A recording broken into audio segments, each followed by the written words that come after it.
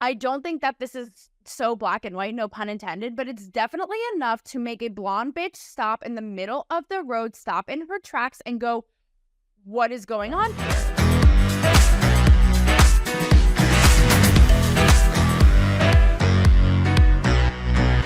The next story is with Tyreek Hill, who over the weekend on Sunday, he's one of the most notable wide receivers in the NFL right now. And merely a block from the stadium, he was pulled over for reckless driving in his black Lambo, by the way, okay?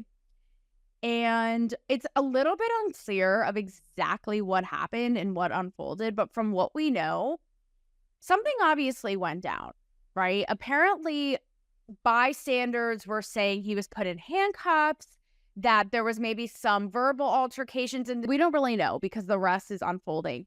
But what's so fascinating to me is how his reaction just after the game, because he went and played. And he was asked about it in the press conference. And he kind of says, I don't know. I don't know. Like, kind of insinuating, like, is it because I'm a black guy? But maybe it's not. Like, he's not writing it off, but he's not totally attributing it to that either. Maybe it was, maybe it wasn't that. But obviously, like, it's something's up, because this was, like, disproportionate.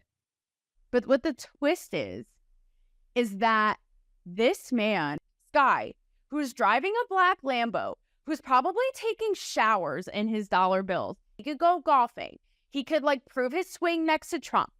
He could go next to Tom Brady and be a sportscaster on Fox and stare into his eyes like the rest of us wonder. Like, there's so many million things he could do, but instead he's like, I respect cops so much. In fact, like, I have a sheriff's, like, I have a PD hat at home, and I hope to be one day.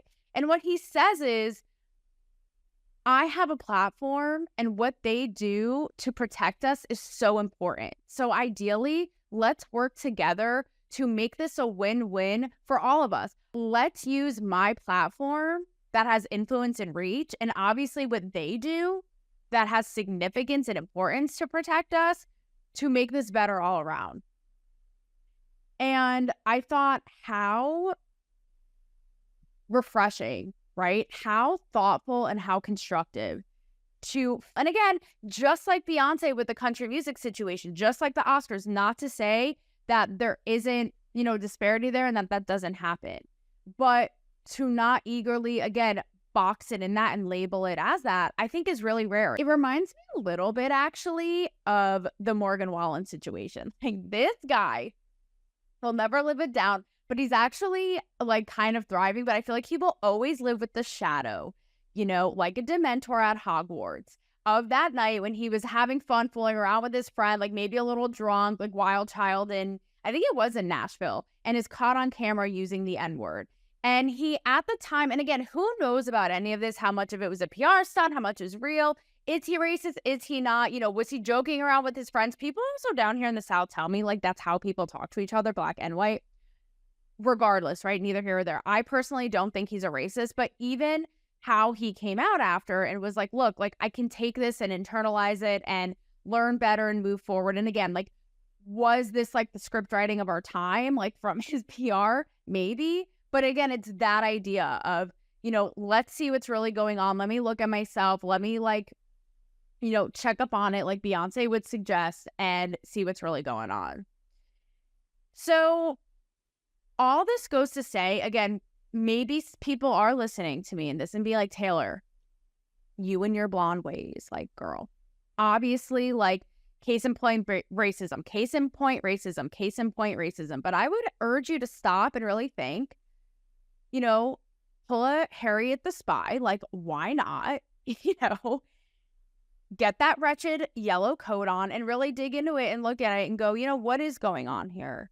Because I definitely think, there's a little slim shadiness, right? But not all cops are racist. The entire country music community can't be racist. I don't even think Morgan Wallen, like I said, is a racist. Just like one could argue that Katy Perry isn't some self-hating, misogynistic, men-indulgent loser sellout. So, all that to say, guys, we're all very complex. You know, there are very few things that are super definitive and that, you just can't argue.